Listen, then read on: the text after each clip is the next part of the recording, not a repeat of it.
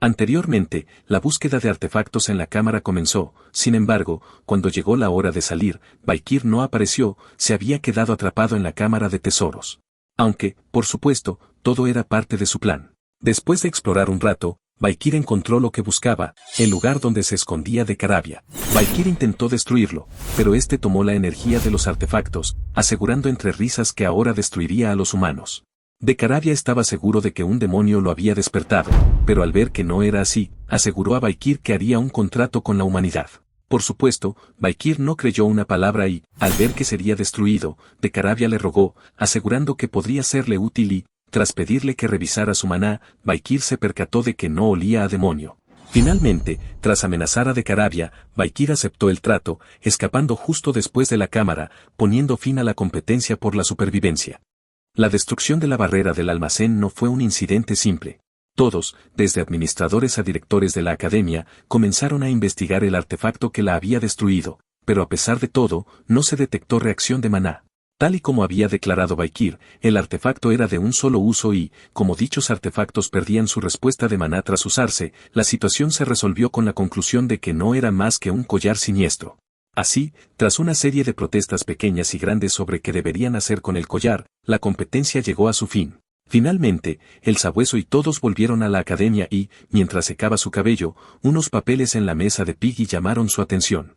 En eso se hablaba de la competencia de inversión simulada, donde se decía que, aunque las tendencias económicas eran creadas por humanos, no podían predecirse con el poder. Sin embargo, las enseñanzas de algunos genios también estaban conectadas con la corriente más amplia, por lo que si creían formar parte de ese grupo de genios, debían poner atención al cartel. La competencia se llevaría a cabo en la columna vertebral de la economía y le serviría como trampolín hacia el gran escenario del mundo empresarial. Los destinatarios eran todos los estudiantes y el plazo de la solicitud constaba de una semana después de la distribución de los carteles, y después de esto, los carteles se eliminarían de forma automática, finalizando así con el nombre del anfitrión, la familia Borgeois. Después de leer, Valkyr se preguntó si acaso no había finalizado la competencia por la supervivencia, pensando que hoy en día hacían todo tipo de competencias.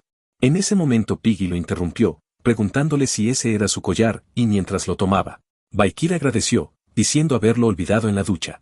Esto mientras, De Caravia, con una mirada de pervertido, mencionaba que, al ver a Piggy había pensado que chicos y chicas compartían dormitorios y, aunque no era así, había sido divertido de ver. Su comentario causó la ira de Valkyr. ¿Acaso no te dije que te destruiría si hacías alguna estupidez?, preguntó, a lo que nervioso este respondió que los dormitorios eran bonitos. En ese momento Piggy se dio la vuelta, preguntándole a Valkyr qué había dicho, y nervioso, este señaló el cartel en su escritorio. Piggy reveló que pronto se celebraría la competencia organizada por la familia Borgeois, en la que se investigaba e invertía en acciones o sectores prometedores, destacando con emoción que había muchos beneficios de ganar o de obtener una posición alta, y como su rendimiento en combate no era bueno, no tenía más remedio que ganar puntos extra en competencias como esa para completar sus créditos.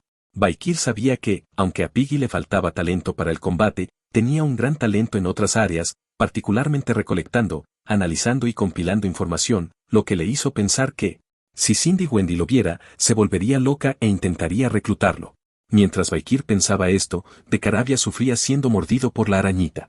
En ese momento Piggy mencionó que en esta ocasión también enfrentaría a Sinclair y, por la reacción confundida de Valkyr, explicó que en competencias anteriores había sido derrotado por Sinclair, por lo que, sabiendo su talento en economía e inversiones, este año no se daría el lujo de perder. De repente, Piggy se percató de la hora y salió disparado, gritando que llegaría tarde a la cita con su profesor. Tan pronto como se fue, De Caravia le gritó a Valkyr que le quitara a ese animal de encima. Esa misma noche, algo interrumpió la calma de Eclíptica, jadeando y lleno de miedo, un sujeto corría a toda prisa por las calles de Eclíptica, estaba tan cansado que se detuvo para recuperar el aliento, momento en el que, entre susurros, maldijo diciendo que, de no haber sido por Uroboros, podría haberse apoderado de Eclíptica. En ese momento algo lo asustó, una voz grave lo llamó por su nombre, Edward Bourbon Jr. Inmediatamente este se dio la vuelta y, mientras se preguntaba por qué no lo había escuchado, cuestionó si acaso era el tipo que había enviado Uroboros o si acaso era el sabueso nocturno a quien buscaba Uroboros. Valkyr no sabía de qué hablaba y continuó, diciendo que lo llamaría por su nombre sacerdotal, Sam Bourbon, revelándole así que sabía todo sobre él, sabía que era un graduado intermedio. También sabía que era un alto sacerdote del grupo OM.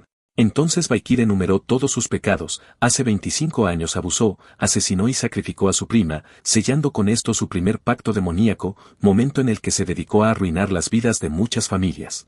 En sus últimos años se unió al ejército demoníaco y para enfrentar a Qubadis aprovechó su conocimiento sobre los textos sagrados, infiltrándose en el templo y, durante la Guerra Santa, traicionó a los humanos, hiriendo de muerte a los héroes Tudor La Mancha, Don Quijote y Bianca User. Mientras se relamía, Bourbon aceptó lo de su prima y ser un sacerdote, lanzándose justo después al ataque, gritando que lo demás eran tonterías, y en ese momento perdió la cabeza.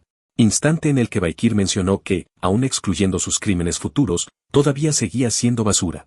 Después de acabar con algo en Bourbon llamó su atención. En su bolsillo había algo que desprendía un fuerte olor a demonio y resultaba ser una indulgencia.